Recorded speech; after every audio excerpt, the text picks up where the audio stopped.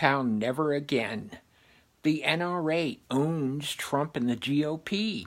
They contributed tons and tons of money. The Russians, did they give money to the NRA to give to Trump? You got to wonder. They're investigating that now. Honest to God, they're investigating that. Never again. Pound never again. People get killed by guns every day in the United States. We need real background checks. We need to raise the age for all guns to 21. We need to ban assault weapons. As long as the GOP's in there, they're not going to do anything because they're owned by the NRA. The NRA gave them so much money, they're never going to pass anything real. It's going to get tied up in Congress. McConnell already has scheduled other legislation. There's no gun legislation scheduled to be discussed. They're just going to bypass it and let it die. That's what they do. Thoughts and prayers from the GOP, but they won't do anything.